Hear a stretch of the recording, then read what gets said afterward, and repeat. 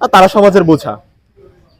কিন্তু বিপদ একটা গাছ দাঁড়িয়ে, গাছ নাকি গাছের প্রেতচ্ছায়া, আঁকাবাঁকা শুকনো কতগুলো কাঠির কঙ্কাল, শূন্যের দিকে এলোমেলো তুলে দেওয়া রুক্ষ রুষ্ট রিক্ত জীর্ণ, লতা নেই, পাতা নেই, ছায়া নেই, ছাল বাকল নেই, নেই কোথাও এক বিন্দু সবুজের প্রতিশ্রুতি, এক আচর সরসের সম্ভাবনা।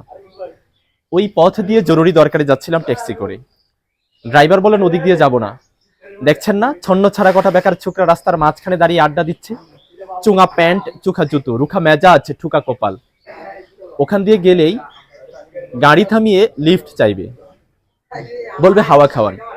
কারা ওরা, চেনেন না ওদের? ওরা বিরাট এক নৈরাজ্যের, এক নৈরাজ্যের বাসিন্দে। ওদের কেউ নেই, কিছু নেই, ভিটে নেই, ভিত নেই, রীতি নেই, নীতি নেই, আইন নেই, কানুন নেই, বিনয় নেই, ভদ্রতা নেই, শ্লীলতা শালীনতা নেই। ঘেসবেন না ওদের কাছে। কেন নেই? ওরা যে নৈরাজ্যের বাসিন্দে। ওদের জন্য কলেজে সিট নেই, অফিসে চাকরি নেই, কারখানায় কাজ নেই, ট্রামে বাসে জায়গা নেই, মেলায় খেলায় টিকিট নেই, হাসপাতালের বেড নেই, বাড়িতে ঘর নেই, খেলবার মাঠ নেই, অনুসরণ করবার নেতা নেই, প্রেরণা জাগানো প্রেম নেই, ওদের প্রতি সম্ভাষণে কারো দরদ নেই।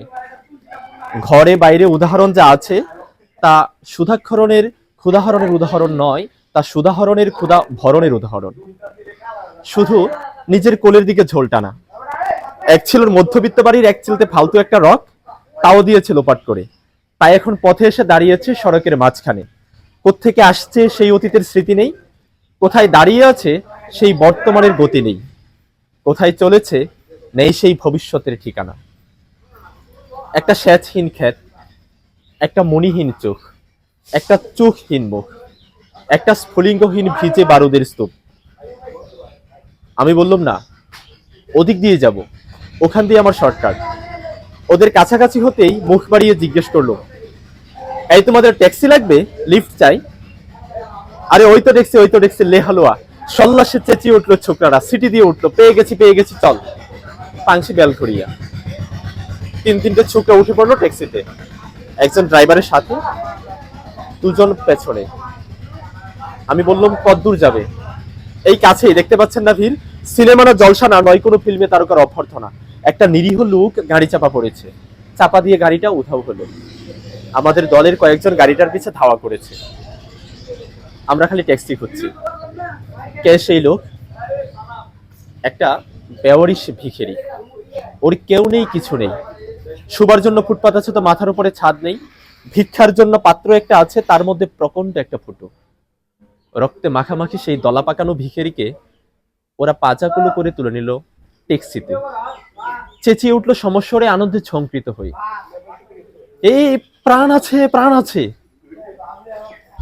রক্তের দাগ থেকে আমার ভব্যতা ও শালীনতাকে বাঁচাতে গিয়ে নেমে পড়লাম তাড়াতাড়ি।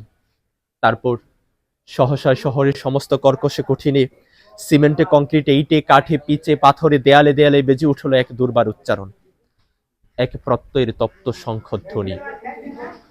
প্রাণ আছে, এখনো প্রাণ আছে।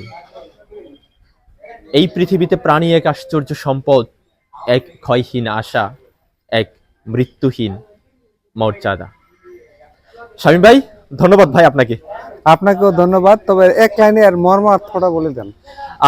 এটা হচ্ছে, আমরা যদি বলতে চাই, সমাজের মধ্যে ধরেন এই যে এখানে যে ছেলেরা আছে, আমরা স্বাভাবিকভাবে বুঝি কি যে এই ছেলেরা হয়তো সমাজের কোনো কাজে আসে না, জি জি, তারা হচ্ছে বেকার ছোকরা, আর তারা সমাজের বোঝা।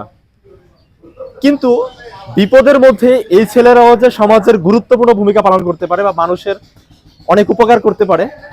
কবি অচিন্ত্য কুমার সেনগুপ্ত তার এই কবিতার মাধ্যমে এই ছন্ন ছাড়া ছেলেদের জীবনে বাস্তবতায় যে মানুষের উপকার আসে, সেই কবিতার মাধ্যমে তিনি এটা ফুটিয়ে তুলেছেন। ওকে, ধন্যবাদ।